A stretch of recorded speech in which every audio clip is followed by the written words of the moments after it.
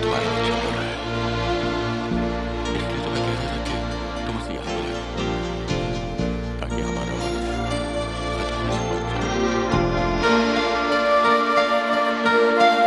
बेटे, एक बार उसे बच्चा हो जाए, हमें हमारी औलाद मिल जाए। फिर अगर वो तुम्हारी बात नहीं माने तो उसे तलाक दे दो, दूसरी शादी कर लो, जैसे चाहे जियो, कौन रोकेगा? और अगर हमारे बच्चे होने में ज्यादा शोर मचाए तो ऐसे लोग भी जो उसे खत्म कर सकते हैं।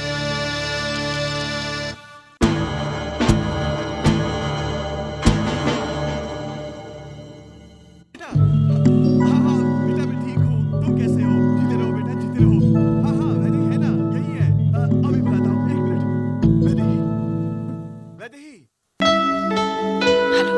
हेलो वैदेही, वैदेही, मैं जानता हूँ तुम नाराज हो, बहुत नाराज। मैंने तुम्हें बहुत दुख दिया है। उसकी सजा भगवान ने मुझे दी। मेरा एक्सीडेंट हो गया है। क्या? कब? आप ठीक तो हैं? हाँ, जिंदा हूँ। वो जाऊँ तो सिर्फ तुम्हारी अच्छाइयों की वजह से, तुम्हारे अच्छे कर्मों की वजह से। बस Vaidehi, please come back, please come back. Aunty, कल, कल? हाँ कल, मैं सारा इंतजाम कर दूंगा। मेरे मुंबई के ऑफिस का मैनेजर तुम्हें यहाँ ले आएगा। Please come Vaidehi. Okay. I love you. I love you very much. There's no one here to look after me. Please come. I love you. I love you too.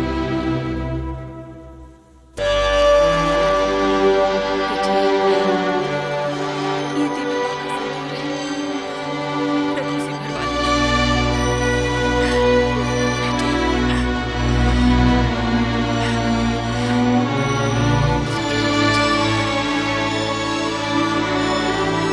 एक बात याद रखना बेटा,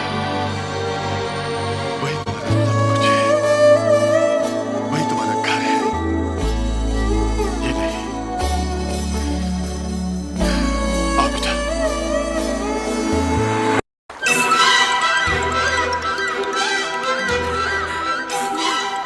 रघु को बताया?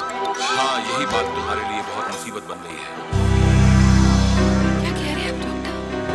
नहीं वैदेही, एक्सीडेंट के बाद ये पता चल चुका है कि रघु अब कभी बाप नहीं बन सकता। रघु और उसका परिवार अपने वंश को चलाने के लिए तुम्हारा बच्चा हासिल करना चाहते हैं, इसलिए तुम्हें वो यहाँ बुला रहे हैं। ये लोग बहुत पावरफुल हैं, आप कुछ भी कर सकते हैं। मैं क्या करूं डॉक्टर? मेरी सलाह मानो तो अभी यहाँ मत आओ, वहाँ किसी अच्छे वकील से बात करो, फिर कोई कदम उठाओ। बाय।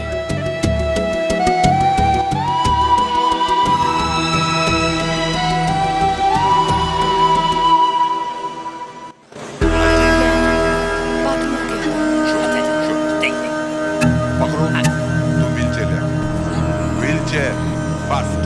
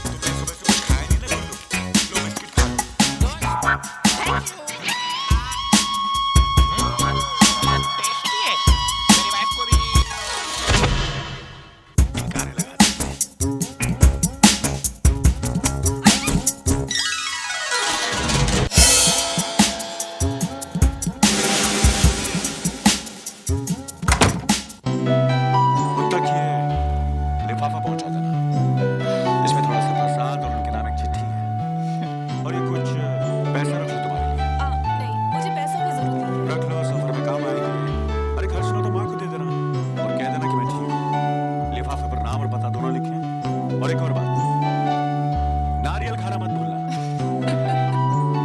कहाँ ले जा रहे हैं? बात क्या है बताइए ना। क्या हुआ? देवेन भाई ने भी मना कर दिया। उनका ये एक आसरा था, मेरा तुझे नहीं बैठा था। क्या है कि वो कुछ ऊपरी खर्चों की वजह से वो क्या है कि 50,000 रुपए कम पड़ गए। मैंने अपने एक मित्र को फोन कर दिया है, फिर उससे पहले ले आए। और अगर ना भी आए तो मैं वादा करता हूँ कि 2 दिनों के अंदर आपके यहाँ खुद पहुंचा दूंगा। तो ठीक है, फिर भी 2 दिन के बाद हो जाएंगे। नहीं साहब, ऐसा मत करिएगा, मेरी इज्जत का सवाल है, मैं मर जाऊंगा। नेक चंद जी, हम पहले भी कई बार कह चुके हैं और अब आखिरी बार कह रहा हूँ, मंडप में दूल्हे के बैठने के 5 मिनट पहले पूरी रकम मेरे हाथ में आ जानी चाहिए, वरना हम उठ जाएंगे। नहीं सर, मैं समझ गया सर। हाँ, रकम कितनी? 5 लाख कैसे? कैश। गड्डियाँ?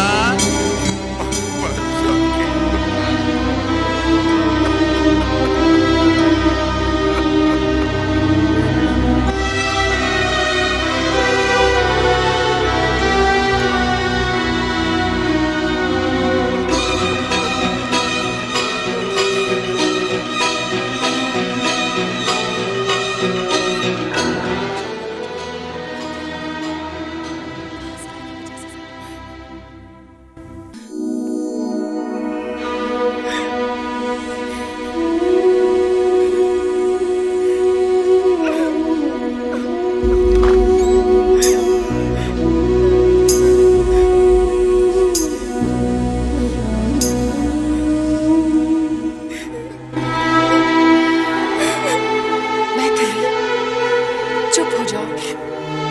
देखो, मुझे लगता है अब सिर्फ एक ही रास्ता है। क्या दीदी, पापा को और बेइज्जत होते हुए नहीं देख सकती मैं। अतुल कैसा लड़का है? अच्छा लड़का है। तुझसे प्यार करता है? हाँ दीदी, बहुत प्यार करते हैं। तो उससे बात करके देख, अगर वो अपने पिताजी को समझाए तो वो जरूर मान जाएंगे। अब बस तुम मुझे उन्हें मना सकते हो। ये तो बहुत बड़ी प्रॉब्लम है मैथिली। इसमें प्रॉब्लम की क्या बात है? पापा इनकार कहाँ कर रहे हैं?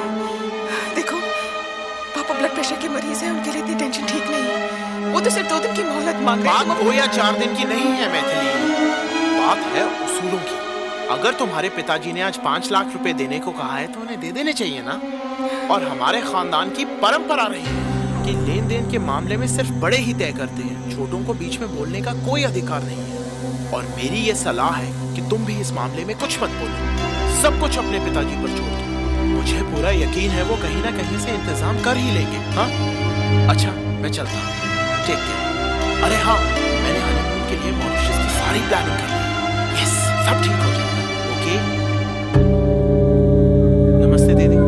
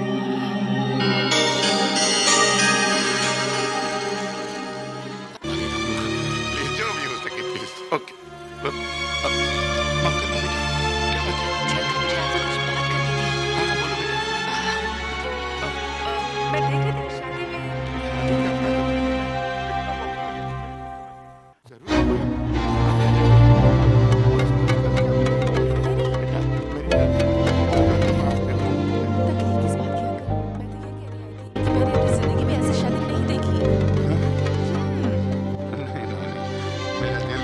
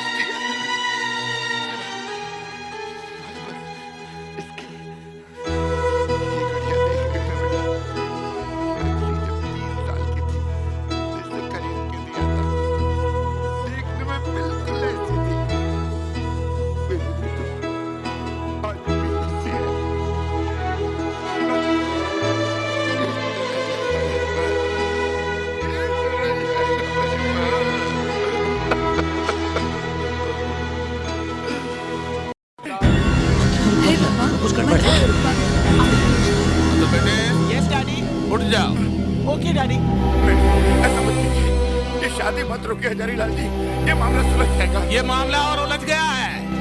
जब तक ये पता न चले कि रुपया चोरी का आए कहां से, ये शादी रुकी रहेगी। अब बाकी का 4.5 लाख रुपया कहां से आया, ये भी बता दीजिए। पहले ही मेरे 6 महीने का बंदोबस्त हो गया, जेल जाने का टाइम आ गया। माँ को सुनो, मैं अपनी बेटी के सर की सौगत खा के कहता हूँ, मैंने अपनी एक चीज गिरवी रख के ये पैसे जमा किए। मुझे इन 50,000 के बारे में कुछ नहीं पता। कुछ झूठ बोलते हैं। सच कह रहे हैं ये। बैग में पैसे मैंने रखे थे। अरे ये कौन है? पता नहीं। इस सेठ के पैसे मैंने चुराए और पुलिस से बचने के लिए शादी में घुस लाया। यहां आकर देखा कि समाज के जाने माने इज्जतदार लोग रीति रिवाज परंपरा के नाम पर इस लड़की के मजबूर बाप को लूट रहे। मैंने इनकी मदद करने की सोची। दहेज में 50,000 रुपए कम थे। मैंने अपने चोरी के पैसे इनके बैग में रख दिए, जिनके बारे में इन्हें कुछ नहीं पता। बस मैंने अपनी आंखों से देखा, ये मैथिली के कमरे में था। सॉलिड चक्कर है इन दोनों का। एक मिनट। बोलो बेटा, तुम्हें कैसे पता चला कि इस चोर का मैथिली के साथ चक्कर है? अंकल जी, मैंने अपनी आंखों से देखा। सुनो, ये मैथिली के कमरे में था। दुल्हन के कमरे में पराया मर्द। पूरा 1 घंटा आंटी जी, ये भी सुनो। और ऊपर से दरवाजा बंद। अब क्या बोले? झूठ है ये झूठ बोल रहा है। ये इल्जाम लगा रहा है। जुबान में कीड़े पड़े। अगर मैं झूठ बोल रहा हूँ तो इस चोर से पूछो। चोर से क्या पूछो? इस लड़की से पूछो। क्यों रे? क्या गुल्लू सच कह रहा है? ये चोर 1 घंटा तेरे कमरे में था। क्या कह रही है? देखा? अब बोलो। क्यों मेरी बच्ची को जेल कुछ नहीं बची, तुम्हारी तो पूरी गई। अब तो हमारी इज्जत को बनाई है। बस बहुत हो गया। एक शरीफ लड़की पर बिना सच्चाई जाने कीचड़ उछाल रहे हैं आप। मैं सेठ गुलाब चंद से बचने के लिए इनके कमरे में जा चुका। मुझे तो पता ही नहीं था कि यह दुल्हन का कमरा है। अरे आज से पहले इन्होंने मुझे कभी देखा ही नहीं था। यह बेचारी तो अभी तक मेरा नाम तक नहीं जानती। और आप देखिए, मैथिली एक बहुत अच्छी चरित्रवान लड़की है। मैं आप लोगों से हाथ जोड़कर विनती करता हूँ, मुझे जो चाहे सजा दीजिए, लेकिन शादी की रस्म पूरी कीजिए। चुप कर। एक चोर से सर्टिफिकेट लेके हमें लड़की को पास नहीं कराना है। देखो नेकचंद, बात बड़ी बदनामी की हो गई है। बेटा तो यस डैडी। बैठ जा। Okay daddy. नहीं पैसे अभी नहीं चाहिए, हम इतने पत्थर दिल भी नहीं है। फेरे तो हो जाएंगे, मगर हाँ 2-4 दिन के बाद 1 लाख रुपए के साथ लड़की को तुम हमारे घर भेजना। भजारी लाल जी, मैं इतने पैसे कहाँ से लाऊंगा? अब हाँ कह दो पापा। क्या? अब हाँ कह दो पापा। क्या बकती है तू? मैं इतने पैसे कहाँ से लाऊंगा? जैसे हजारी लाल जी ने कहा, एक आदमी मेरे कमरे में बैठ कर गया, 50,000 छोड़ गया। कल 2 बैठा लूंगी, 1 लाख मिल जाएंगे। और इनसे पूछ लीजिए, इन्हें और चाहिए तो 4-5 बैठा लूंगी। क्या कहा? मैंने कहा उठ जाओ। बाहर निकलो फौरन, अभी और इसी वक्त।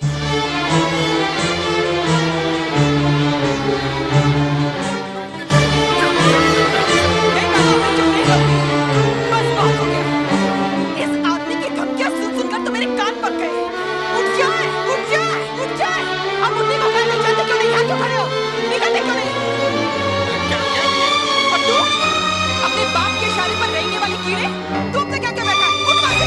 मैं नहीं, तमीज से मांगता। मैं तेरा होने वाला पति हूँ। चुप छुछुंदर, तेरे जैसे पति से तो सती होना अच्छा है। चल भाग यहाँ से। कब शादियां करवाऊंगा मैं तेरी? बेचारे मेरे पापा एक आदमी से हाथ जोड़कर ऐसे माफी मांग रहे थे, जैसे लड़की को पैदा कर उन्होंने बहुत बड़ा पाप किया। तुम है तुम सब पर। निकल जाओ यहाँ से। Get out. निकलो। अरे मैं करता हूँ। हक के पैसे हजारीलाल लेके भाग रहा था, वो चोर था ना, उससे बचा लिए। कुछ नहीं बचा भाई, कुछ नहीं बचा। सब अलग हो गया जी, सब अलग हो गया। कौन जाएगा इसे? कौन जाएगा? सब मेरी गलती है। पापा को इतना दुख देने से पहले मैं मर जाती तो अच्छा था। सब मेरा कसूर है। ना ना बेटी ना, ये तेरा कसूर नहीं है, ये तो हमारा कसूर है। तूने जो आज कहा, तूने जो किया, अगर अपने वक्त में हम करते तो तुझे ये दिन देखना न पड़ता। बेटी, हो सकता है तुझे तकलीफ सहनी पड़े, लेकिन लड़की जात को हिम्मत मिलेगी, बड़ी हिम्मत मिलेगी। शाबाश बेटी, शाबाश। प्रशांत, अरे विक तो देखो यार, गिर रहा है।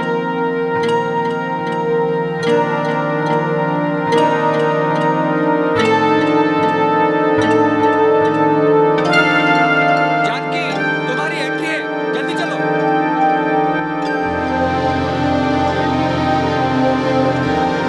जानकी जल्दी करो।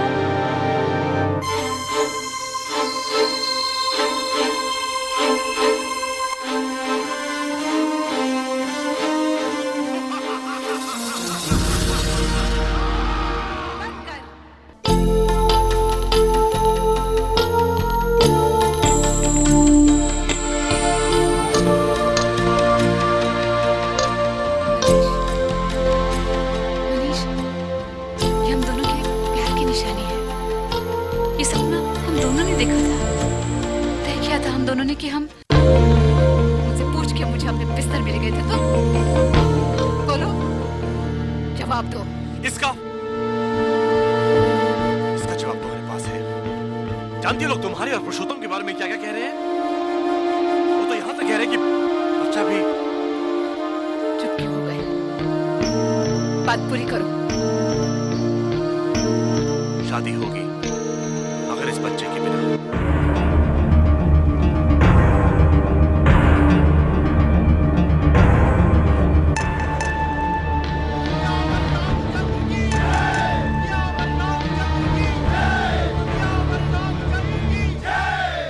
ये ले ब्रह्मास्त्र।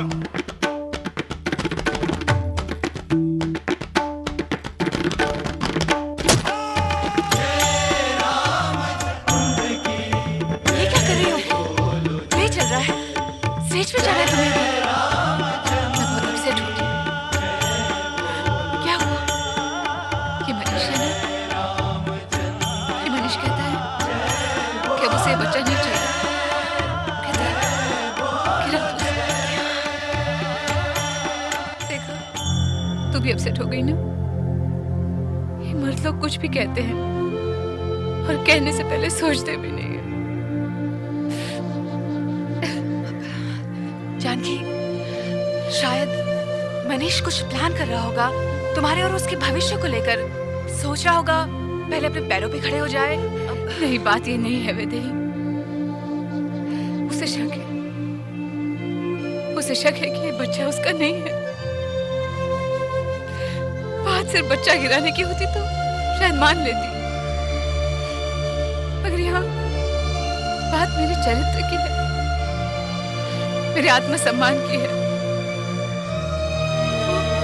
वो सबूत चाहता है मेरी सच्चाई का, मेरे प्यार का। परीक्षा लेना चाहता है मेरी, मगर आज परीक्षा उसे देनी होगी कि वो मुझसे कितना प्यार करता है। अगर मैं पवित्र हूं तो इस बच्चे के साथ पवित्र हूं, नहीं तो नहीं। और अगर वो मुझे अपनाएगा तो इस बच्चे के साथ, नहीं तो नहीं।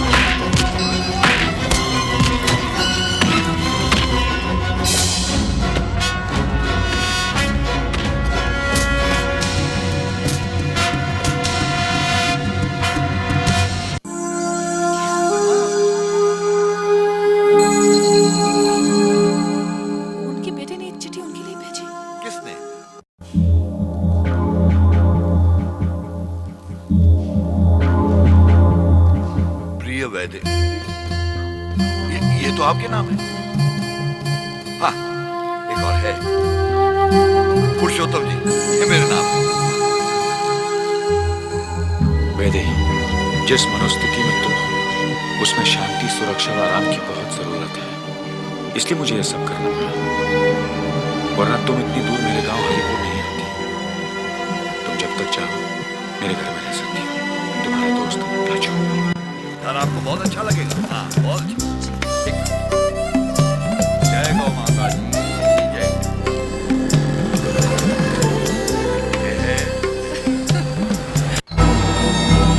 लेकिन ऐसा करने से आपकी बहुत बदनामी होगी। मजाक तो आप करते हैं पुरुषोत्तम जी। कितनी बार कहा है कि ये सब बातें मुझे पसंद नहीं है, लेकिन आपके दिमाग में उतरती नहीं है बात। अरे उतर चुकी है यहाँ, लेकिन यहाँ अरे इस कमबख्त दिल को कैसे समझाऊं जिसमें सिर्फ तू बसी है। तो मैं भी इस कमबख्त दिल को कैसे समझाऊं जिसमें मनीष ही मनीष बसा है। बेवकूफ है तू। अरे सिर्फ पुरुषोत्तम जी कहाँ गया? कट गया। उत्तम तो कभी था नहीं। ज्यादा बकबक की ना तो पुरुष भी नहीं रहेगा। अरे बिजली हूँ मैं, बिजली किसी के ताल वाल पे नहीं नाचती, बल्कि मेरे कड़कने से अच्छे अच्छों के ताल बेताल हो जाते हैं। रही बात कॉन्ट्रैक्ट की, उसका तो किसी दिन पतंग बना के तेरे छत पे खड़ी रह के उड़ाऊंगी और तू चरखी पकड़ के खड़ा रहेगा। बात कर। आओ। इसीलिए मुन्ना, इसीलिए मैं कह रहा था, कुछ सवाल ऐसे होते हैं जिनके जवाब न जानने में ही मन की शांति है। झूठ बोल रहे हैं आप। मैं झूठ बोल रहा हूँ? शास्त्र तो झूठ नहीं बोलते ना। शास्त्रों में लिखा है इतने बड़े बड़े अक्षरों में, जो स्त्री अपने घर की दहलीज पार कर जाए ना, उस स्त्री के चरित्र पे कोई भरोसा नहीं रहता। और वो भी कलाकार। जिस चेहरे पर चूना लग जाए ना, वो चेहरा कभी किसी का वफादार नहीं रहता। हाँ, आप क्या कहना चाहते हैं? अरे जितने अच्छे इंसान हो ना तुम, उतने ही बड़े कलाकार हो। अब दिल्ली जाके तुम अपना कैरियर बनाओगे या फिर बच्चा संभालोगे, तो वो भी ना जाने किसका बच्चा।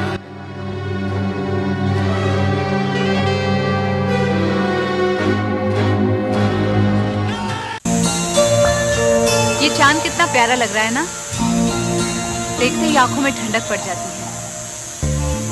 कैसे दिन ब दिन बड़ा होता जाता है और एक दिन पूरा हो जाता है। हमारे बच्चे भी ऐसे ही बढ़ रहे होंगे ना, और एक दिन उनका जन्म हो जाएगा। पता नहीं तुम कहाँ होगी और मैं कहाँ होंगी। तू मुझे याद करेगी ना वैदेही? मैं तुझे कभी नहीं भूलूंगी।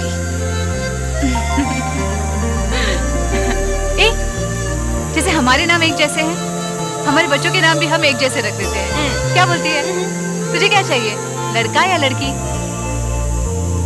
अपनी हालत देखे तो लगता है लड़का ही हो। बेचारी लड़की। पक्का?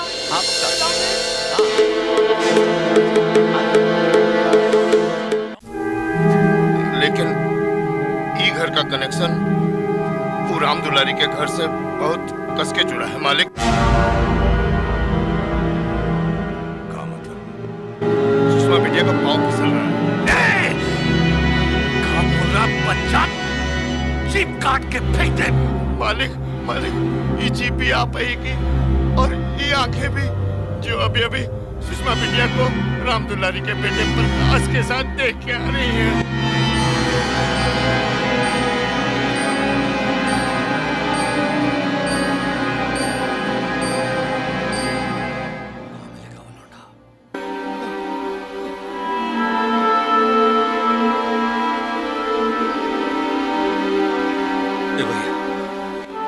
ए भैया, कोनो चिंता नहीं करना, कोनो चिंता मत करना। हमारी सुषमा पर नजर डाले वाले प्रकाश को कतर कतर कर खेत में दबा दे। ना छूटे। ऐसी आसान मौत से ना हमरे कलेजे को ठंडक पहुंची, ना उनकी छाती में सबक लगी। उसका क्या?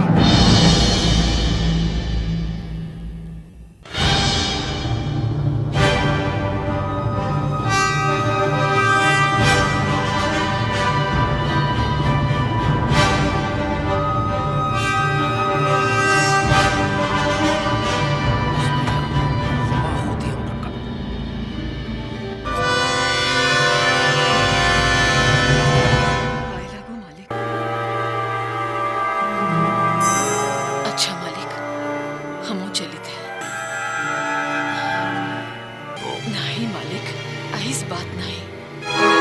आओ आ जाओ।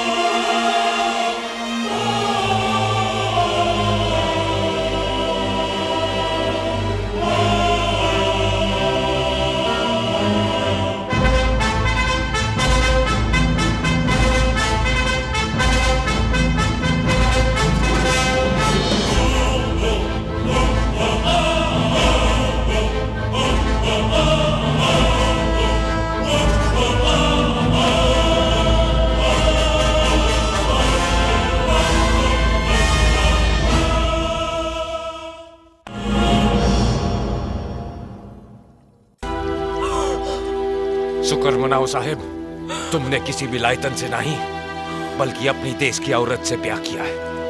तभी तुम्हारे इतने जुल्म सहने के बाद भी तुम्हारी जान पर बनी तो तड़प उठी, वरना ई वक्त तुम्हारा सर हुआ पड़ा तुम्हारे धड़ को ही गिरते हुए देखता।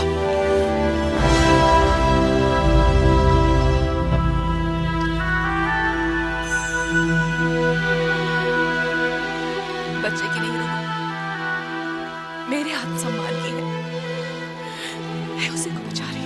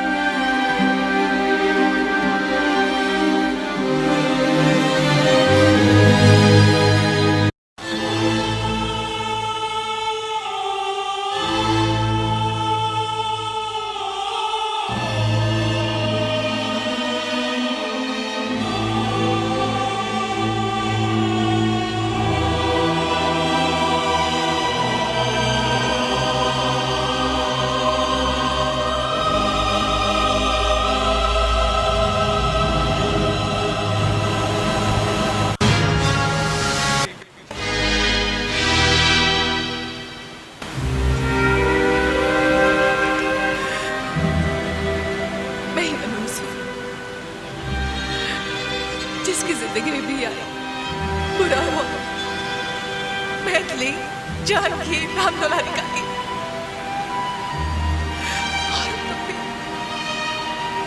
अपने आप को दोषी नहीं समझो और ना ही उन लोगों के खातिर अफसोस करो।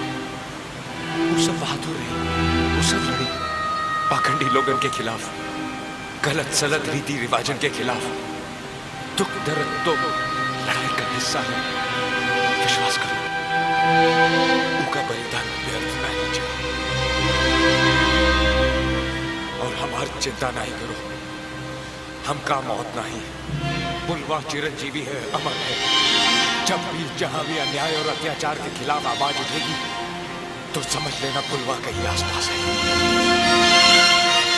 हम तो एक ही बात जानते हैं, जो कोई जुर्म के खिलाफ आवाज उठावत है वही इंसान है, वही जिंदा है।